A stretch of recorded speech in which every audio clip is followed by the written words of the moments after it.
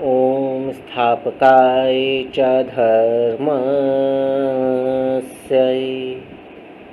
सर्वधर्मस्वरूपिणे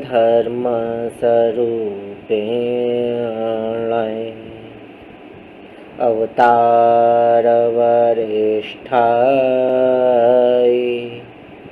रामकृष्णाय ते नमः।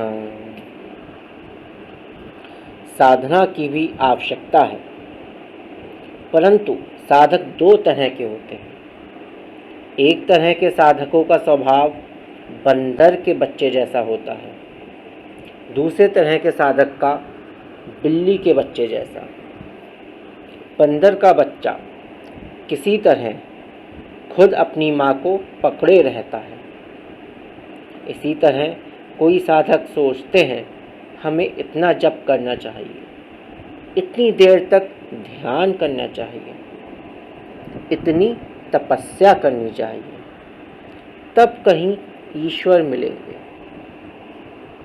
इस तरह के साधक अपने प्रयत्न से ईश्वर प्राप्ति की आशा रखते हैं, परंतु बिल्ली का बच्चा खुद अपनी माँ को नहीं पकड़ सकता।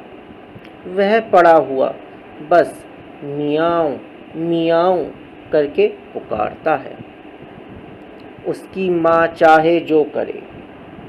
उसकी माँ कभी उसे बिस्तर पर ले जाती है, कभी छत पर लकड़ी की आड़ में रख देती है और कभी उसे मुंह में दबाकर यहाँ वहाँ रखती फिरती है।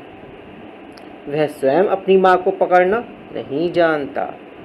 इसी तरह कोई कोई साधक स्वयं हिसाब करके साधन भजन नहीं कर सकते हैं कि इतना जप करूँगा, इतना ध्यान करूँगा।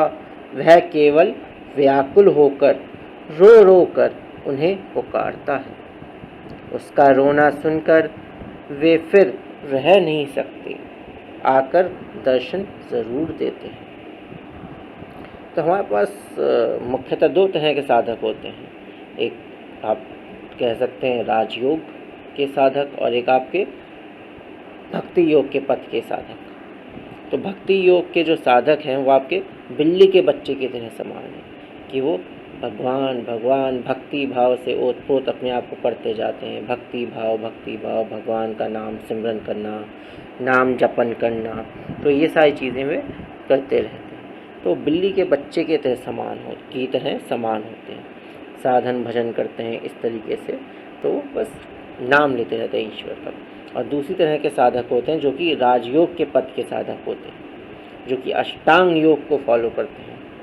तो उसमें आपको क्या है, एक फिक्स प्रोसीजर है, एक फिक्स पैटर्न है that we have to follow these steps, then we shall got the result. So it is an art, it is a procedure based everything, that there are the 8 steps we have to follow these steps in a systematic manner.